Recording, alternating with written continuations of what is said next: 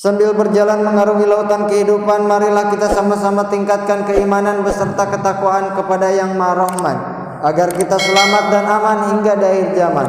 Sambil melangkah, marilah kita benahi tingkah, hindarilah seluruh perbuatan yang salah, amalkanlah segala perintah, agar kita mendapatkan rahmah dari Zat yang mempunyai sifat iradah. Saudara yang dimuliakan Allah Subhanahu wa ta'ala, وَبَشِّرِ الَّذِينَ آمَنُوا وَعَمِلُوا الصَّالِحَاتِ أَنَّ لَهُمْ جَنَّاتٍ تَجْرِي مِنْ تَحْتِهَا الْأَنْهَارُ. وَبَشِّرِ الَّذِينَ آمَنُوا, berilah kabar gembira kepada orang-orang yang beriman, وَعَمِلُوا الصَّالِحَاتِ, dan orang-orang yang beramal soleh, أَنَّ لَهُمْ جَنَّاتٍ تَجْرِي مِنْ تَحْتِهَا الْأَنْهَارُ, bahwa sesungguhnya bagi mereka disediakan surga yang mana di bawahnya mengalir sungai-sungai. Saudara yang dimuliakan Allah Subhanahu wa ta'ala, di dalam ayat ini Allah Subhanahu wa ta'ala menjelaskan bahwa cara kita untuk masuk surga itu seperti apa. Cara kita itu untuk masuk ke dalam surga itu seperti apa?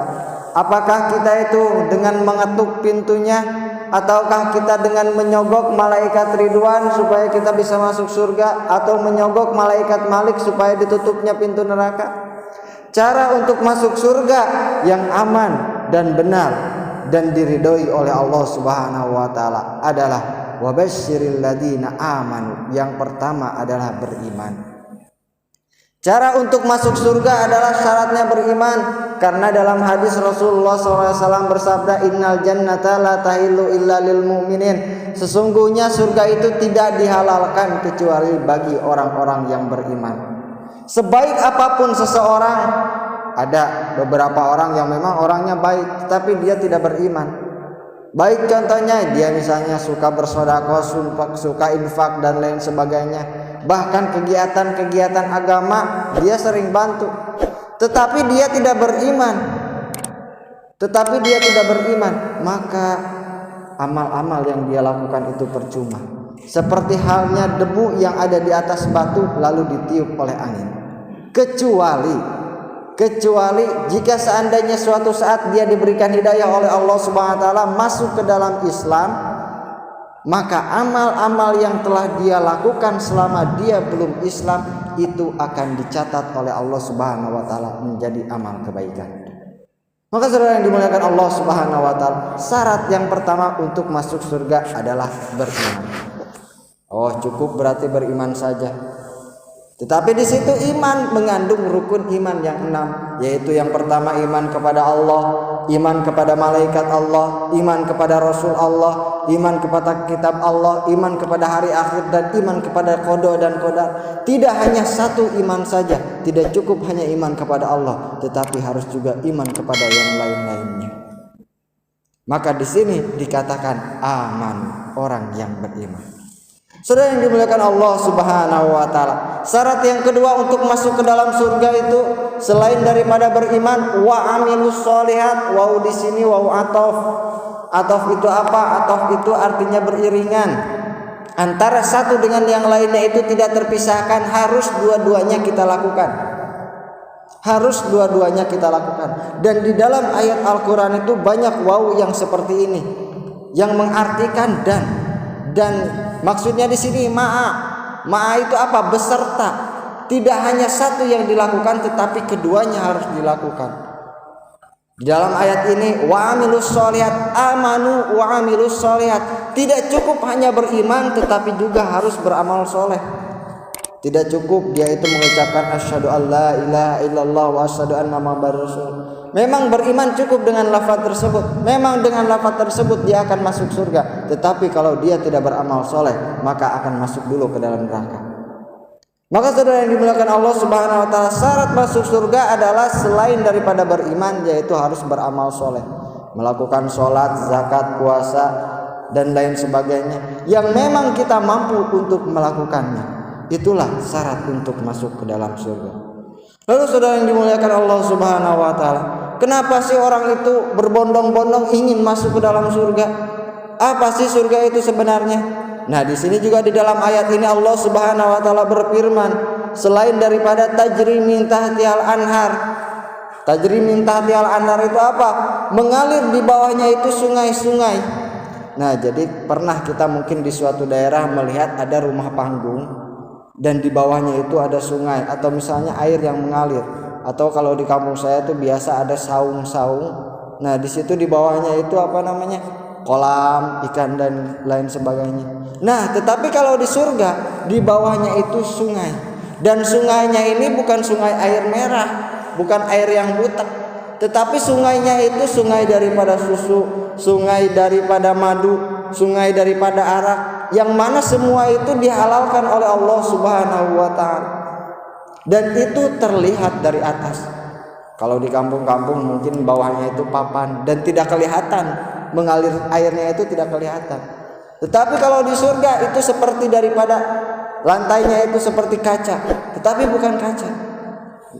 Seperti halnya apa, mutiara, intan, berlian dan lain sebagainya. Hal-hal yang seperti itu yang Allah Subhanahu wa taala jadikan lantainya di dalam surga. Oh, kayaknya nggak mungkin dong kaca diinjak-injak itu pasti pecah. Di dunia ini saja sudah ada kaca yang sanggup untuk diinjak-injak. Seperti halnya tempat wisata yang ada di luar negeri sana, di atas tebing tetapi lantainya itu kaca, mampu diinjak-injak, bahkan dipukul-pukul itu tidak pecah. Dan surga lebih kuat daripada itu. Surga lebih indah daripada itu. Saudara yang dimuliakan Allah Subhanahu wa taala, bangunannya seperti itu. Di dalam surga bangunannya tajri min tahtiha al-anhar, mengalir di bawahnya itu sungai-sungai. Baik itu sungai daripada madu, sungai daripada susu, sungai daripada arak dan lain sebagainya. Lalu yang berikutnya sifat yang ada di dalam surga adalah buah-buahannya, makanannya itu seperti apa? Kullama ruziku minha min thamarati rizqa qalu hadzal ladzi ruzikna min qablu wa utubihi mutasyabihan. Nah di sini buah-buahannya itu sama seperti halnya buah-buahan di dunia. Dalam ayatnya seperti itu. Konteksnya ayatnya seperti itu. Tetapi tafsirnya ini ada dua. Yang pertama memang jenisnya itu sama seperti buah-buahan yang ada di dunia. Para ulama berpendapat bahwa yang dimaksud dengan buah-buahan di dunia ya sama seperti di dunia. Seperti halnya misalnya pisang. Di surga juga nanti ada pisang. Tetapi satu pisang ini dalam satu buah pisang, kalau di dunia misalnya ada pisang Ambon, ada pisang molen, ada pisang apalagi banyak jenis pisangnya, ada pisang raja dan lain sebagainya. Dan tiap pisang ini beda-beda rasanya. Dan kalau di surga satu pisang, satu gigitan pisang tersebut itu mengandung berbagai macam rasa pisang yang ada di dunia. Satu gigitan mengandung ada rasa pisang Ambonnya ada, terus ada pisang rajanya dan lain sebagainya. Sama seperti di dunia. Maka saudara yang dimuliakan Allah Subhanahu wa taala, yang pertama buah-buahannya itu adalah sama seperti buah-buahan di dunia. Baik itu pisang, mangga, melon, apel dan lain sebagainya, sama seperti di dunia. Lalu tafsir yang kedua menjelaskan bahwa buah-buahannya itu sama seperti yang di dunia. Seperti apa? Seperti halnya buah-buahan yang Allah turunkan kepada kaumnya Nabi Musa, yaitu manna wassalwa, buah-buahan surga yang pernah Allah turunkan ke dunia, sehingga ketika mereka masuk ke dalam surga mereka teringat lagi ketika mereka hidup di dalam dunia. Tetapi itu hanya kepada kaumnya Nabi Musa alaihissalam.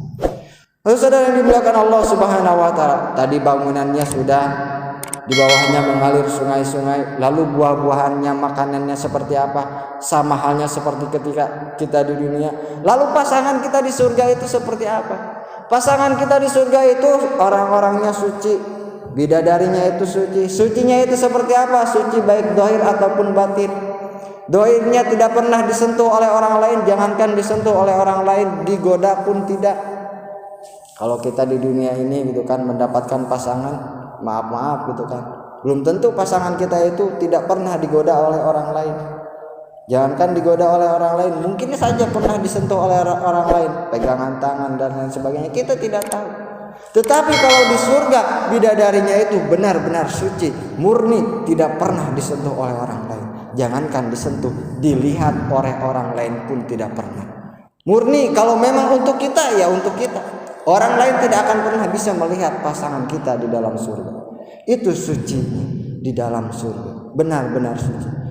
Maka saudara yang dimuliakan Allah Subhanahu wa taala, lalu setelah itu kontraknya kita di surga itu seperti apa? Di dunia juga kita itu sebenarnya hidupnya itu sistemnya kontrak. Kalau kontrak kita dengan Allah itu umur kita itu sudah habis kontraknya, ya sudah, wassalam. Akhirnya ya menjemput ke dalam ajalnya Allah Subhanahu wa taala.